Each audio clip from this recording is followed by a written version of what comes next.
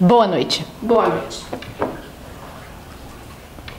Notícias urgentes. O Spill the Beans agora também é um podcast. O link está na descrição do vídeo.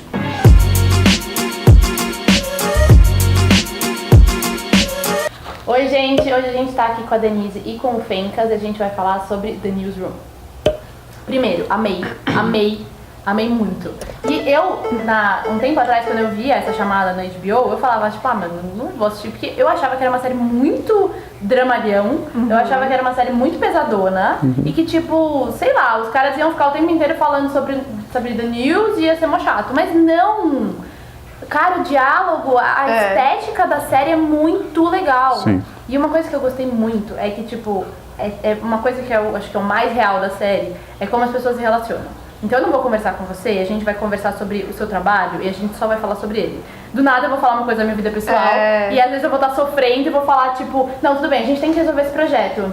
Cara, eu terminei com meu namorado ontem porque eu tô mal e eu preciso falar e a vida é assim e a vida é essa, entendeu? Sim. Então eu já achei muito legal. E os diálogos são muito inteligentes. Sim. É isso que eu ia te falar. O que eu gostei muito foi que eu achei os diálogos muito inteligentes. Eu nunca tinha escutado falar dessa série. E aí eu conversei com uma amiga minha.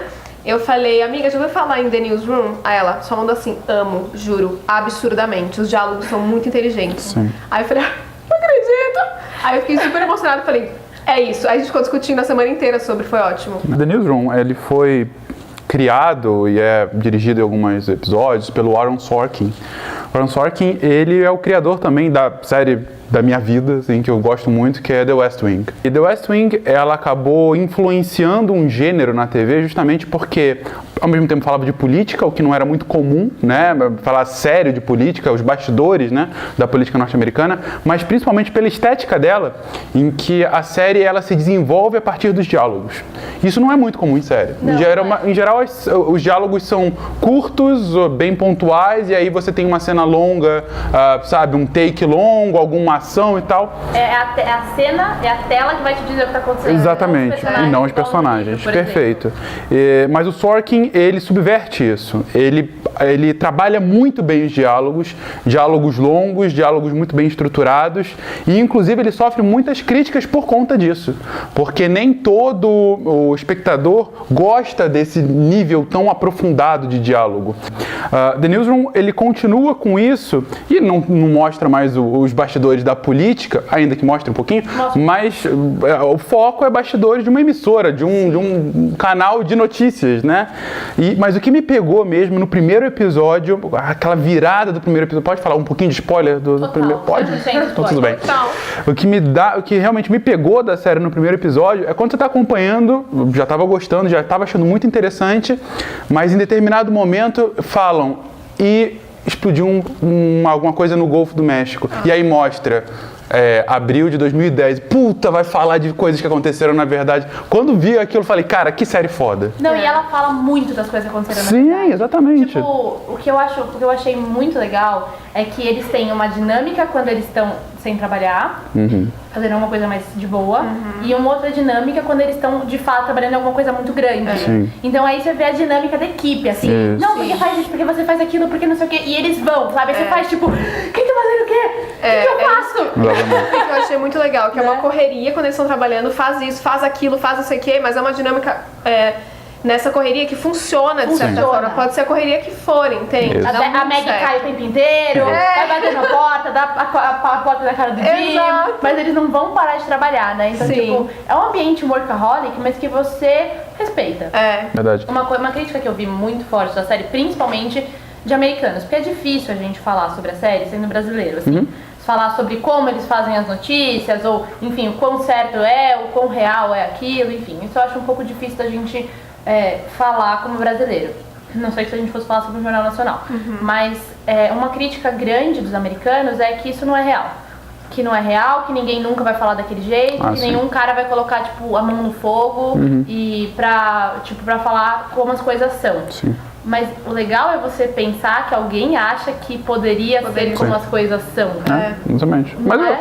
a série, no primeira cena da série, ela já coloca, é uma série idealista. É muito idealista. Porque você vai ver, inclusive acabou virando meme, né, essa primeira série. Meme, digo, acabou sendo, você vê muito no Facebook, só... Eu antes de conhecer a série, vi essa cena, que é a do McAvoy lá numa apresentação, né, enfim, com uma liberal e com um cara mais conservador, né, e aí os três estão sendo perguntados pelo público e tem também um moderador, e aí os dois estão falando e o McAvoy fica neutro o tempo todo.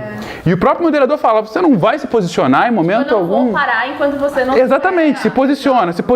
Então, logo no início você vê, o cara é um âncora muito famoso, aparentemente ele tem um bom carisma e as pessoas gostam dele justamente porque ele não se posiciona. Exato. E ele acaba lucrando com isso.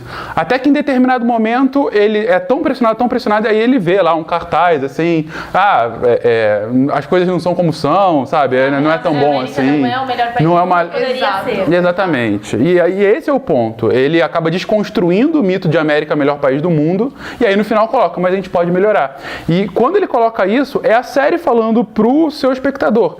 Essa série é idealista.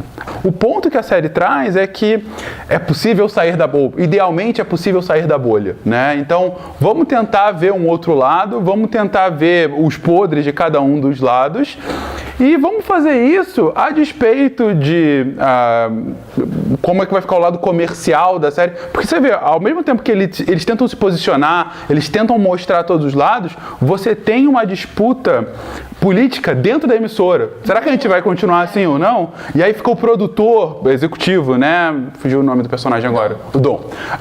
E o produtor geral, o sênior lá, o Charlie. Desculpa. É que eu assisti tudo.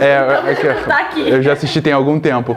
E fica o Charlie, às vezes, falando com a dona do canal pra ver, não, a gente não pode fazer isso. Até que ponto pode se posicionar? Porque eles ficam falando assim, a gente vai perder anunciante, assim, a gente vai perder espectador. É isso que a gente quer? Mas eu acho interessante que a série é de 2010, acho, né? Isso. A gente tá aqui falando 8 anos depois numa mídia não tradicional que está se transformando numa mídia tradicional. Uma mídia feita pelas pessoas que falam o que elas querem falar e elas têm muita voz. Você tem um podcast que é com um programa de rádio que você faz como você quiser, fala o que você quiser e você tem muita voz. Isso. Então, a gente meio que pensou, eu não tô dizendo que foi The Newsroom que fez isso, mas a gente viu esse gap e pensou, como que a gente pode arrumar esse gap? Mas eu gostei muito de como eles conseguem passar a emoção em certos momentos, o que eles estão vivendo ali em certos momentos. Eu achei isso sensacional.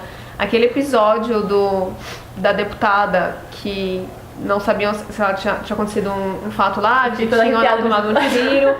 E aí quando acontece toda aquela, a gente anuncia isso ou não? E eles falam, não, mas isso não foi comprovado ainda, a gente não pode anunciar. E eles ficam nessa de falar ou não. Aí entra lá um produtor mor, que eu não sei quem é ele, e ele fala, vocês têm que anunciar, 3 canais já anunciaram. E aí fica naquela emoção, gente, e Coldplay de fundo, e aí você sente toda aquela emoção. Eu achei sensacional. Eu só pensei no McAvoy, que eu achei muito legal eles mostrarem que ao mesmo tempo ele ser muito foda-se pra tudo, muito, não tô nem aí pra nada, na verdade mostra um lado dele que realmente, que ele tá assim aí pras coisas, que ele se incomoda assim de ver que as pessoas têm medo dele, por exemplo, sabe?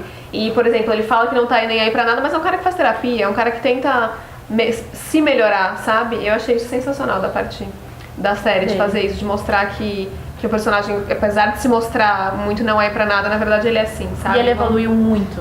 Do começo até o final da primeira temporada, pelo menos, ele evoluiu de um cara que se dizia neutro, que não era mais neutro e tomou no cu, até pra onde que ele vai, como que ele consegue melhorar, e aí ele começa a conhecer quando ele chega pra falar com todo mundo, ele fala o seu nome, tal, e ele erra todo mundo! Sensacional. Ele erra todo mundo. São pessoas que nem trabalham mais lá, e ele tá falando. Esse episódio, cara, é muito bom esse episódio, que ele tá tipo drogadaço, e aí ele fala com uma criança, eu tô muito chapada, e eu tipo, mas eu vou noticiar. Aí ele fala, a gente pegou o Obama! Aí ele fala, não, tudo bem, eu já tirei isso do meu sistema, é muito erguido, é muito bom. Aí eles colocaram, Osama Bin Laden, bom, aí vai ajudar.